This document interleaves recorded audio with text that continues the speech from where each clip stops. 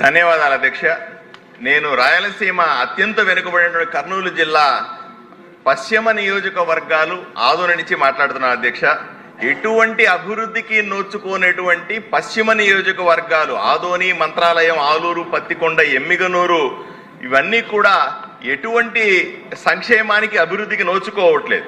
ఎందుకంటే మీరు జిల్లా పటం చూస్తే కర్నూలు జిల్లాలో కర్నూలు జిల్లా కేంద్రం ఎక్కడో ఒక మూల ఉంటుంది అధ్యక్ష.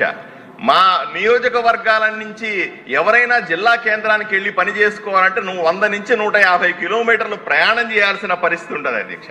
రెండోది, జిల్లాలకు నిధులు కేటాయించిన సందర్భంలో రాష్ట్ర ప్రభుత్వం కానీ కేంద్ర ప్రభుత్వం కానీ సగానికి పైగా నిధులు జిల్లా కేంద్రమైన కర్నూలుకు పెడతారు.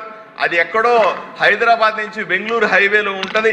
మా నియోజకవర్గాలకి ఎక్కడా కూడా అభివృద్ధికి డబ్బులు రావట్లేదు అధ్యక్ష. ఇంకా దారుణమైన విషయం ఏంటంటే మాకు అధికారులు దొరకలేదు అధ్యక్ష. 10 మంది అధికారులు మా నియోజకవర్గాల్లో ఉండాల్సి వస్తే 5 మంది కూడా రారు అధ్యక్ష.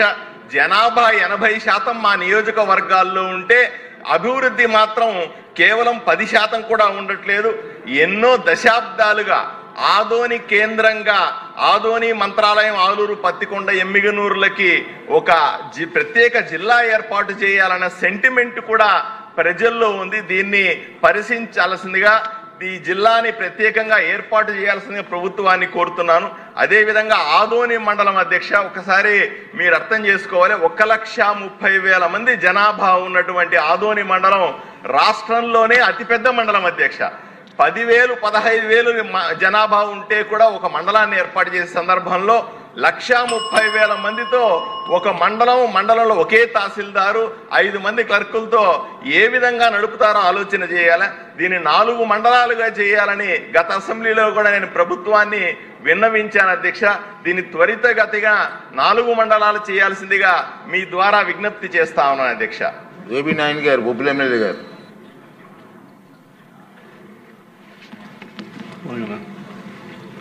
ధన్యవాదాలు.